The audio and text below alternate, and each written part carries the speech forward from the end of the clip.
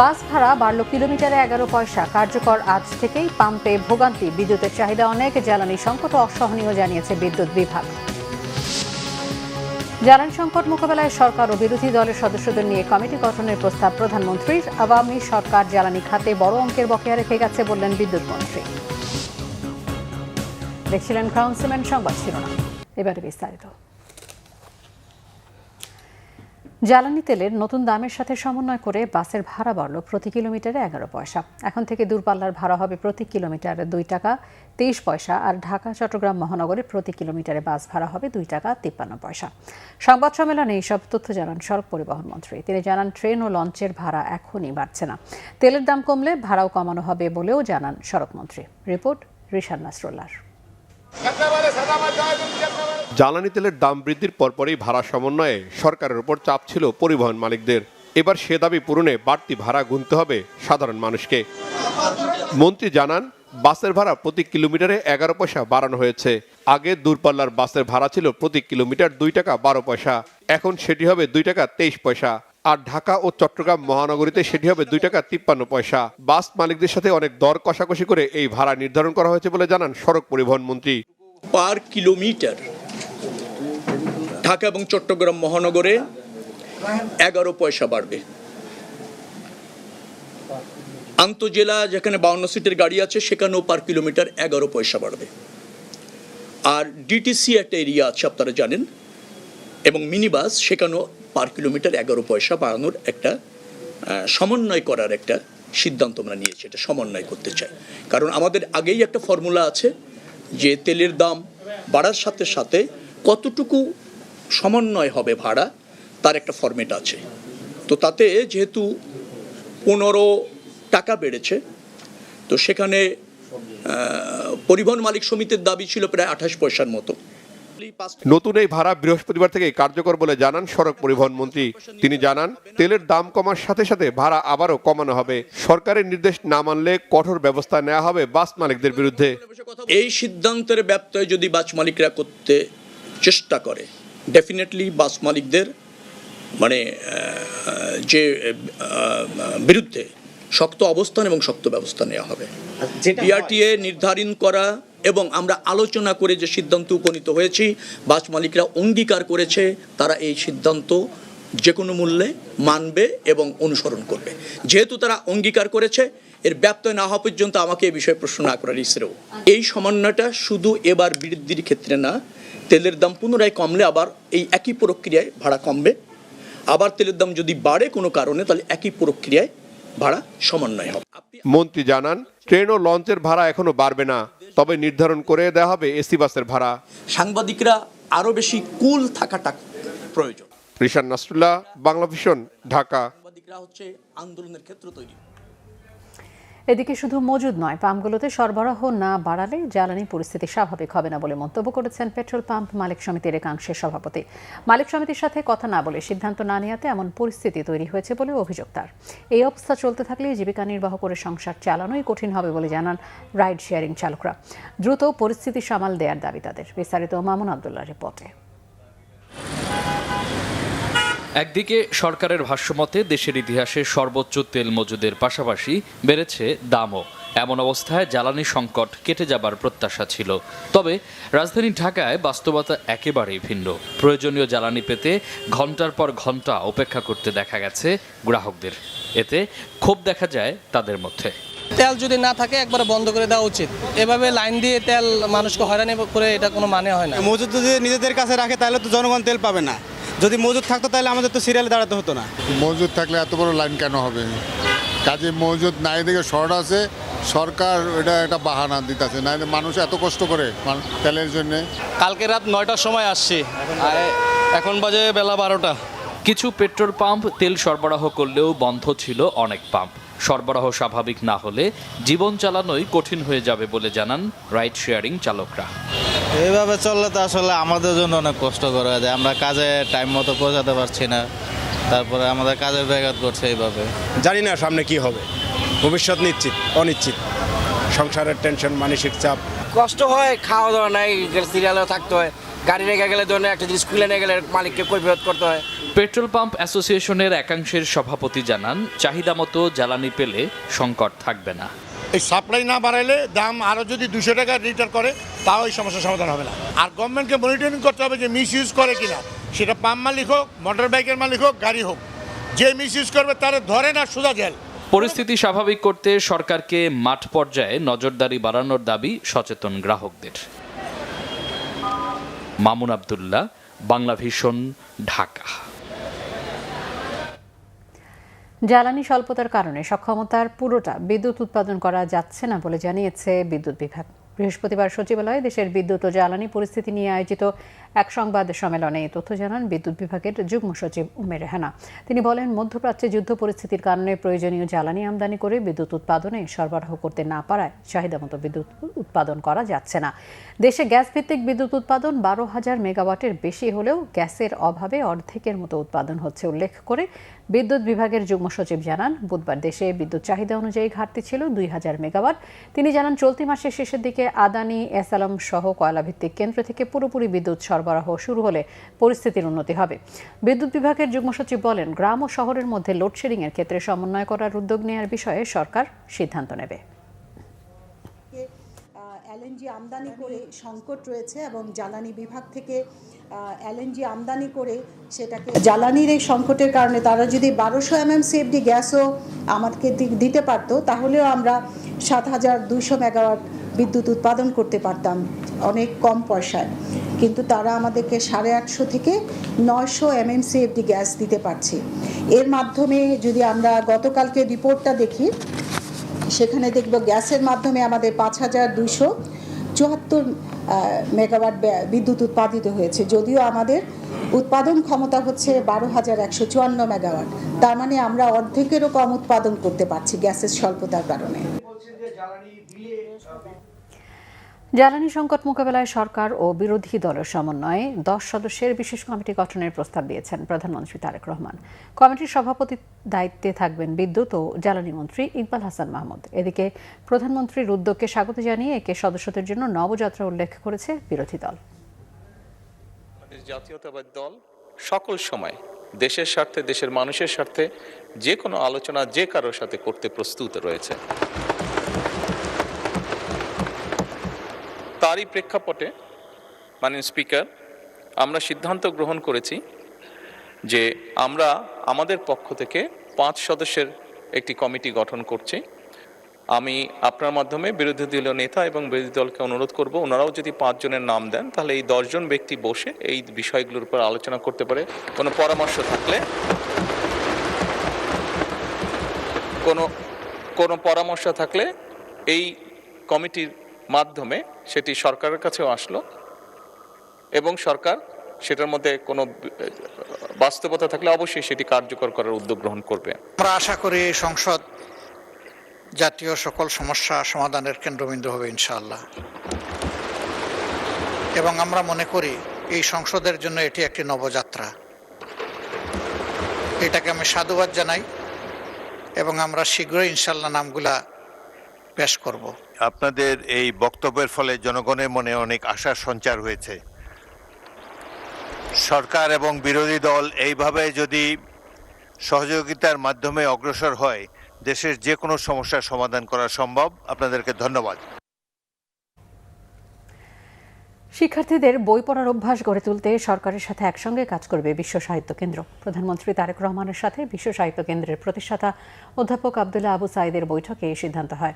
বৃহস্পতিবার দুপুরে সচিবালয়ে মন্ত্রিপরিষদ বিভাগের প্রধানমন্ত্রীর কার্যালয়ে এই বৈঠক অনুষ্ঠিত হয়। এ সময় উপস্থিত ছিলেন শিক্ষামন্ত্রী ডক্টর আনামা এহসানুল হক মিলন, সংস্কৃতি বিষয়ক মন্ত্রী নিতাই রায়চৌধুরী ও প্রতিমন্ত্রী আলী নেওয়াজ মাখদুম খৈয়াম, প্রাথমিক ও গণশিক্ষা প্রতিমন্ত্রী ববি হাজ্জাজ এবং প্রধানমন্ত্রীর উপদেষ্টা মাহাদি আমিন ও ডক্টর জাহিদুর রহমান। বৈঠকে প্রাথমিক, মাধ্যমিক ও উচ্চ মাধ্যমিক পর্যায়ে শিক্ষার্থীদের বই পড়ার অভ্যাস গড়ে তোলার করণীয় নিয়ে আলোচনা হয়। বিশ্ব সাহিত্য কেন্দ্র ও সংস্কৃতি বিষয়ক মন্ত্রণালয়ের ঊর্ধ্বতন কর্মকর্তারা বৈঠকে উপস্থিত ছিলেন।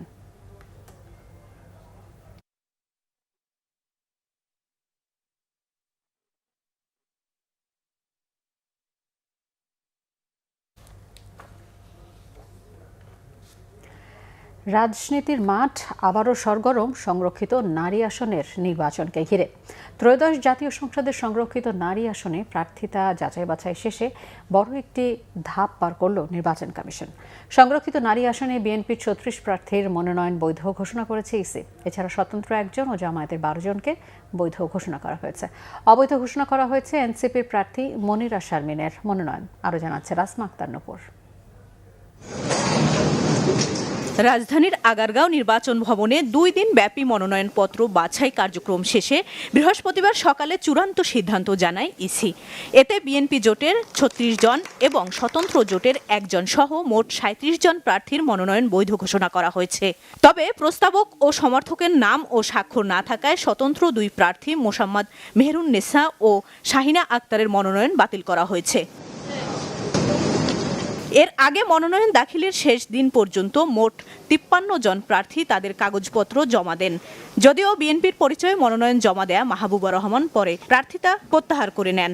বুধবার শুরু হওয়া যাচাই বাছাইয়ের প্রথম দিনে জামায়াত জোটের ১৩ প্রার্থীর মধ্যে ১২ জনের মনোনয়ন বৈধ ঘোষণা করা হয়।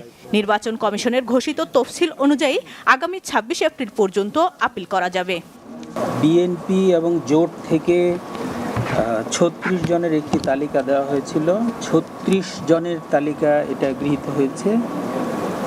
আর জামাতে ইসলামী যে জোট, ওই জোট থেকে ওনারা ১৩ জনের মনোনয়নপত্র জমা দিয়েছিলেন, সেখানে ওই একটি অবশিষ্ট ছিল।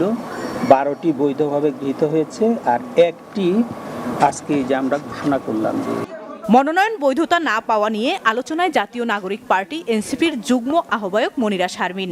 সরকারি চাকরি থেকে নির্ধারিত সময় অনুযায়ী অব্যাহতির শর্ত পূরণ না করায় শেষ পর্যন্ত তার মনোনয়ন বাতিল করা হয়। কোনো পাবলিক স্ট্যাটিউটরি অথরিটিতে কর্মরত থাকলে সেখান থেকে চাকরি থেকে অব্যাহতি নিলে বা অবসর গ্রহণ করলে ৩ বছর অতিক্রান্ত হতে হয়। তো ওনার ক্ষেত্রে এই ৩ বছর অতিক্রান্ত হয়নি, বিধায় এই মনোনয়নপত্রটি বাতিলযোগ্য। ইসির সিদ্ধান্ত মানতে নারাজ মনিরা শারমিন। তিনি বলেন যে আইনে তার প্রার্থিতা বাতিল করা হয়েছে তা সমুপযোগী নয়। এটি তরুণদের সংসদে আসার পথে বাধা সৃষ্টি করছে। একই মত তার আইনজীবীরও। আমার যে চাকরিটা একজন ব্যাংক কর্মকর্তা, একদম এন্ট্রি লেভেলের ব্যাংক কর্মকর্তা, এবং আমার চাকরি 2 বছর হয়েছে মোটে। তো আমার যে চাকরি 2 বছর, আমি 3 বছরের কুলিং পিরিয়ড যদি আবার চাওয়া হয়, এবং সেই ক্ষেত্রে আবার আপনারা যদি বলেন যে তরুণরা কেন রাজনীতিতে আসে না এবং তরুণদের ভয়েস আমরা সংসদে দেখতে চাই, তো সেই জায়গায় আসলে একটা বড় অসামঞ্জস্যতা আমরা লক্ষ্য করি। অ্যামেন্ডমেন্টটা যখন আনা হয়েছিল, এটা তো বেসিক্যালি আনা হয়েছিল ভাগাভাগি আমলাদের জন্য, যারা দীর্ঘদিন ধরে সরকারি চাকরিতে ছিলেন তাদের জন্য। আরও তো আসছেই হচ্ছে খুব কম সময়ের জন্য, শুধু 2 বছরের একটা পিরিয়ড এবং জুনিয়র কর্মকর্তা হিসেবে। ফলে তার ভোটারদেরকে প্রভাবিত করার কোনো ধরনের সুযোগ নাই। সেটা তো ন্যাশনাল ইলেকশনে নাই। আর সংরক্ষিত তো হচ্ছে এখানে ভোটার হচ্ছে যারা নির্বাচিত এমপি তারাই হচ্ছে ভোটার। তো একজন কৃষি ব্যাংকের অফিসার কিভাবে এতগুলো এমপিকে প্রভাবিত করতে পারে? এদিকে বৈধতা পাওয়া নারী প্রার্থীরা দলের প্রতি কৃতজ্ঞতা প্রকাশ করেন এবং নির্বাচিত হলে জনগণের জন্য কাজ করার প্রত্যয় ব্যক্ত করেন। নারীদের পক্ষে অনেক সুন্দর সুন্দর কথা বলা হয়, কিন্তু নারীদের নিয়ে কিন্তু বেশি দূর এগোতে চায় না। সে কারণে আমাদের একটা দায়িত্বই থাকে যে আমরা নারীদেরকে নিয়ে এগিয়ে যাব, নারীদের সমস্যাকে নিয়ে, নারীদের যে মৌলিক সমস্যাগুলো রয়েছে তা নিয়ে কাজ করা। এই নারী সমাজের উন্নয়নের জন্য, তাদের কর্মসংস্থানের জন্য, বিশেষ করে তরুণ যে নারী সমাজ আছে তাদের কর্মসংস্থানের জন্য আমি আমার কর্ম পরিকল্পনাকে ঠিক করেছি। আমার এলাকা, যেখানে আমার লক্ষ্মীপুর সহ সারা বাংলাদেশের যেসব বিষয়গুলো রয়েছে, আমাদের মাননীয় প্রধানমন্ত্রী যে বিষয়গুলো নিয়ে ফোকাস করছেন, শিক্ষা, স্বাস্থ্য, মানুষের অধিকার, সেগুলো নিয়ে আমরা কাজ করব। যারা নির্যাতিত, নিপীড়িত সাধারণ মানুষ যেখানে না খেয়ে মরছে, সবাইকে আজকে একটা সমানভাবে নিয়ে আসার জন্য এই সরকার প্রতিজ্ঞাবদ্ধ। সব মিলিয়ে সংরক্ষিত নারী আসনের নির্বাচনকে সামনে রেখে রাজনৈতিক অঙ্গনে তৈরি হয়েছে প্রাণচাঞ্চল্য। আসমা আক্তার নূপুর, বাংলা ভিশন, ঢাকা। আমি ধন্যবাদ। পুষ্টির অভাবে বেশিরভাগ শিশু হামে আক্রান্ত হচ্ছে এবং এবারের হামের প্রকোপও বেশ তীব্র বলে জানিয়েছেন স্বাস্থ্যমন্ত্রী সরদার সাখাওয়াত হোসেন। শিশুদের অপুষ্টিতে ভোগার জন্য মায়েদের বুকের দুধ খাওয়ানোর অনীহাকে দায়ী করেছেন মন্ত্রী। জাতীয় পুষ্টি সপ্তাহ উদ্বোধন করে স্বাস্থ্যমন্ত্রী এসব কথা বলেন। এদিকে রাজধানীর হাসপাতালগুলোতে হাম রোগের প্রকোপ কোনোভাবেই কমছে না। আরও জানাচ্ছেন সৈকত সাদিক। শিশুর পুষ্টি দূরীকরণে মায়ের দুধের বিকল্প নেই। জাতীয় বার্ন ও প্লাস্টিক সার্জারি ইনস্টিটিউট মিলনায়তনে জাতীয় পুষ্টি সপ্তাহ উদ্বোধন করেন স্বাস্থ্যমন্ত্রী সরদার সাখাওয়াত হোসেন। এ সময় তিনি সন্তানকে মায়ের দুধ খাওয়ানোর গুরুত্ব তুলে ধরেন। বলেন, এক্ষেত্রে এক ধরনের অনীহা তৈরি হয়েছে অনেক নারীর মধ্যে। 6 মাস পর্যন্ত শিশুকে মায়ের দুধ খাওয়ানো। স্বাস্থ্যমন্ত্রী অভিযোগ করেন, শিশুরা অপুষ্টিতে ভোগার কারণে দেশে হামের প্রকোপ বাড়ছে। সমন্বিত উদ্যোগে হাম মোকাবেলা করা হচ্ছে। শিশুদের পুষ্টি নিশ্চিতে চিকিৎসক, অভিভাবক সবাইকে সচেতন হওয়ার পরামর্শ তার। আমারও কিন্তু ছোটবেলা হাম হয়েছে, আমার মনে আছে, এবং তখনকার মায়েদের একটা কথা ছিল জন্মের পরে একবার হাম হবেই। কিন্তু এখনকার হাম কিন্তু খুবই তীব্র। অনেক বিজ্ঞজনদের মতে পুষ্টির অভাবই এই ঝুঁকিপূর্ণ হামের প্রভাব বৃদ্ধি করেছে।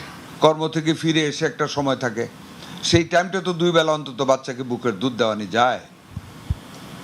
দয়া করে আপনাদের কর্মকাণ্ডে, আপনাদের এই সপ্তাহে এটার উপরে জোর দেবেন, যাতে করে আমাদের সেই প্রকৃতির যে দান আমাদের মায়েদের উপর, সেই দানটা থেকে যেন আমাদের ভবিষ্যৎ প্রজন্মকে বঞ্চিত না করা হয়। জেলা সদর কিংবা স্থানীয় হাসপাতালে যথাযথ চিকিৎসা না পেয়ে হামে আক্রান্ত শিশুদের নিয়ে অভিভাবকরা আসছেন রাজধানীর হাসপাতালে। শিশু হাসপাতাল, সংক্রমণ ব্যাধি, মুগদা, ডিএনসিসির বাইরে বিশেষায়িত হাসপাতালগুলোতে হাম রোগীর জন্য আলাদা ওয়ার্ড খোলা হয়েছে। বাচ্চাদের কিছু হলে মার তো কেমন লাগে এটা তো বলে প্রকাশ করতে পারবো না। হ্যাঁ, অক্সিজেন লাগতেছে। আমরা ব্রাহ্মণবাড়িয়া মেডিকেল কলেজ হসপিটালে ছিলাম, তো ওইখান থেকে বলছে যে এখানে কাজ হবে না, তোমরা পিজি হসপিটাল চলে যাও। গরিপুর সরকারি হসপিটালে ওই জায়গায় যাই ভর্তি হয়েছি, ওই জায়গায় কোনো পরিবর্তন হইতেছে না। তো ওই জায়গায় একদিন ছিলাম, একদিন পর দেখি মানে ওই আর বেশি হইতেছে। বাংলাদেশ মেডিকেল বিশ্ববিদ্যালয়ের চিকিৎসকরা জানিয়েছেন, অপেক্ষাকৃত জটিল হামের রোগীরা আসছেন এই হাসপাতালে। আমাদের আলাদাভাবে আইসোলেটেড ওয়ার্ডের ব্যবস্থা করা হয়েছে এবং ওখানে আলাদা ডক্টর, নার্স সব কিছুর ব্যবস্থা করা হয়েছে। রোগী মোটামুটি সুস্থ হয়ে আমরা বাসায় যাচ্ছে, তবে কিছু রোগী আবার পোস্ট মিজেলস কমপ্লিকেশন নিয়েও আসছে। ধরেন আমরা ছুটি দিয়ে দিয়েছি, তার আবার 7 দিন পরে পোস্ট মিজেলস কমপ্লিকেশন নিয়ে আসছে। তীব্র গরম চলায় শিশুদের পানিবাহিত নানা রোগ দেখা দেওয়ার আশঙ্কাও করেন চিকিৎসকরা। তবে কিছু রোগী। সৈকত সাদিক, বাংলা ভিশন, ঢাকা। গাইবান্ধায় জেলা সড়ক বিভাগে দীর্ঘ 4.5 বছরও শেষ করতে পারেনি বিভিন্ন সড়কের 10টি সেতুর নির্মাণ কাজ। বাধ্য হয়ে ঝুঁকিপূর্ণ সেতু দিয়ে চলাচল করতে হচ্ছে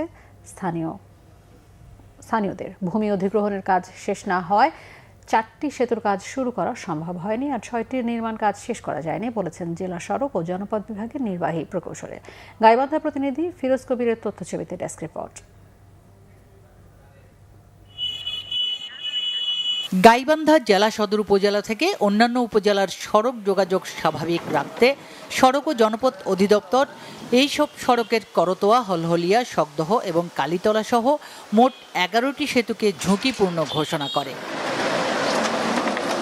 2022 সালে নতুন সেতু নির্মাণে 3টি প্যাকেজে দরপত্র আহ্বান করার পর 116,60,80,000 টাকা বরাদ্দ দিয়ে ওই বছরের অক্টোবর, নভেম্বর ও ডিসেম্বরে সেতুগুলো নির্মাণের কার্যাদেশ দেয়া হয়। ঠিকাদারি প্রতিষ্ঠান এর মধ্যে পলাশবাড়ি ঘোড়াঘাট সেতুর কাজ শেষ করেছে, আর শেষ পর্যায়ে আছে সাদুল্লাপুর নলডাঙ্গা সড়কের ঘাগর 3 নম্বর সেতু। এছাড়া চলমান রয়েছে আলাই বাজিতনগর সহ অন্যান্য সেতুর কাজ। কার্যাদেশের সময় শেষ হওয়ায় 2 দফায় কাজের সময়ে বাড়ালেও এখনও 3 নম্বর প্যাকেজের 4টি সেতুর কাজ শুরু করতে পারেনি সেতু বিভাগ। এতে বাধ্য হয়ে ঝুঁকিপূর্ণ সেতু দিয়ে যানবাহন ও জনসাধারণ চলাচল করছে। এখানে মাঝে মধ্যে পুরো দুর্ঘটনা ঘটতেছে, সেটা কাকড়ার জন্য একটা ব্রিজে এখানে একটা দুর্ঘটনা ঘটে। আমরা দেখতেছি যে দীর্ঘদিন থেকে ব্রিজের কোনো হত্যা কাউকে পাচ্ছি না। এটা আমাদের জন্য একটা কতখানি ক্ষতি। ব্রিজ হলো তাই অর্ধেক কামড়া পড়ে গেছে, এতে নাই কন্ট্রাক্টর নাই কিছু, খালি মনে টাল্টু দিন কাটে যাবার। তাই গভর্নমেন্টের কাছে বলবো যত দ্রুত সম্ভব কাজটা দ্রুত করলে গাইবান্ধা জেলার পূর্ব অঞ্চলের যে মানুষরা যায়, যেমন বালাসী থেকে যারা লোকগুলো আসে, এই পূর্ব অঞ্চলের মানুষের যাতায়াত ব্যবস্থা খুবই উন্নত হবে। জেলা সড়ক বিভাগের নির্বাহী প্রকৌশলী জানান, এরই মধ্যে একটি সেতুর নির্মাণ কাজ শেষ হয়েছে, কিন্তু জমি অধিগ্রহণের কাজ চলমান থাকায় বাকি 10টি সেতুর কাজ শেষ করা সম্ভব হয়নি। 4টি সেতুর স্ট্রাকচার হয়ে গিয়েছে, কিন্তু এটার অ্যাপ্রোচ আমরা করতে পারছি না, কারণ স্থানীয় যে জনগণ তারা অধিগ্রহণের টাকা এখনো বুঝে পায়নি বিধায় তারা করতে দিচ্ছে না। আর বাকি সেতুগুলোর মধ্যে আমরা 3টি সেতুর আমরা পাইলের কাজ শুরু করেছি হচ্ছে, এবং বাকি 3টি সেতুর আমরা স্ট্রাকচারের কাজও শুরু করতে পারিনি, কারণ সেখানে ভূমি অধিগ্রহণ না হলে স্থানীয় জনগণ কাজ করতে দিচ্ছে না। ওভারঅল আমার মনে হয় যে এটা শেষ হতে আরো 6 মাস লাগবে। সেতুগুলোর নির্মাণ কাজ দ্রুত শেষ করার দাবি এলাকাবাসীর। Bangla vision news desk. Chittagong জেলার সীতাকুণ্ডে জঙ্গল সলিমপুর এলাকায় বিশেষ অভিযানে 15 মামলার আসামি ও দুর্ধর্ষ সন্ত্রাসী মোহাম্মদ আবুল কাশেম ওরফে নলা কাশেমকে অস্ত্র ও গুলি সহ গ্রেপ্তার করেছে পুলিশ। পুলিশ জানায়, বুধবার রাতে জঙ্গল সলিমপুরে অনুপ্রবেশের চেষ্টা চালায় একটি সন্ত্রাসী গোষ্ঠী। গোয়েন্দা খবর পেয়ে সীতাকুণ্ড মডেল থানার ভারপ্রাপ্ত কর্মকর্তা মাহিনুল ইসলামের নেতৃত্বে একটি বিশেষ অভিযান চালায় পুলিশ। সন্ত্রাসীদের আস্তানা চারিদিক থেকে ঘিরে ফেলে শীর্ষ সন্ত্রাসী নলা কাশেমকে আগ্নেয়াস্ত্র সহ হাতে নাতে গ্রেফতার করা হয়, তবে তার সহযোগীরা গভীর জঙ্গলে পালিয়ে যায়। এ সময় কাশেমের কাছ থেকে একটি বিদেশি পিস্তল, একটি ম্যাগাজিন ও 6 রাউন্ড তাজা গুলি উদ্ধার করে পুলিশ। আবুল কাশেমের বিরুদ্ধে চট্টগ্রাম জেলার বিভিন্ন থানায় হত্যা, ডাকাতি ও দস্যুতা, চাঁদাবাজি, অস্ত্র আইনে ও অন্যান্য মামলা সহ 15টি মামলা বিচারাধীন। দেশের বিভিন্ন জায়গার আরও কিছু খবর নিয়ে রয়েছে ডেস্ক রিপোর্ট। জাতীয় পুষ্টি সপ্তাহ 2026 উদযাপিত হয়েছে খুলনায়। দিনটি উপলক্ষে একটি র্যালি বের করা হয়। উপস্থিত ছিলেন খুলনা সিটি কর্পোরেশনের প্রশাসক নজরুল ইসলাম মঞ্জু। সভাপতিত্ব করেন civil surgeon doctor Mosammat Mahfuza Khatun. জাতীয় পুষ্টি সপ্তাহ উপলক্ষে র্যালি ও আলোচনা সভা হয়েছে নাটোরে। সকাল 10টার দিকে সিভিল সার্জনের কার্যালয়ের সামনে থেকে একটি র্যালি বের হয়ে শহর প্রদক্ষিণ করে। পরে এক আলোচনা সভায় বক্তব্য রাখেন জেলা প্রশাসক আসমা শাহিন। পুষ্টি উন্নয়ন ও নিরাপদ খাদ্য নিশ্চিতে অংশীদার সম্মেলন হয়েছে ঝিনাইদহে। সকালে শহরের একটি কমিউনিটি সেন্টারে সম্মেলনের আয়োজন করে জেলা কৃষি সম্প্রসারণ অধিদপ্তর। উপস্থিত ছিলেন জেলা প্রশাসক নোমান হোসেন। জয়পুরহাটে প্রশাসনের সাথে মতবিনিময় সভা হয়েছে ভূমি সেবা গ্রহীতাদের। সদর উপজেলা ভূমি অফিসে এতে প্রধান অতিথি হিসেবে বক্তব্য দেন জেলা প্রশাসক আল মামুন মিয়া। বসতবাড়ি ও রাস্তার ধারে বৃক্ষরোপণ কার্যক্রমের উদ্বোধন হয়েছে দিনাজপুরের হিলিতে। সকালে উপজেলার ছোট জালালপুর এলাকায় এতে উপস্থিত ছিলেন হাকিমপুর উপজেলা নির্বাহী কর্মকর্তা অশোক বিক্রম চাকমা। শিক্ষা বিষয়ক গ্লোবাল অ্যাকশন সপ্তাহ উপলক্ষে র্যালি ও আলোচনা সভা হয়েছে মানিকগঞ্জে। সকালে শহরের জয়রা কলেজ রোডের কুসুমকলি ভবনে প্রধান অতিথি ছিলেন সদর উপজেলার শিক্ষা officer Moazzem Hossain. Bangla vision news desk. সংবাদ শেষ করব ক্রাউন সিমেন্ট শিরোনামগুলো আরো একবার জানিয়ে।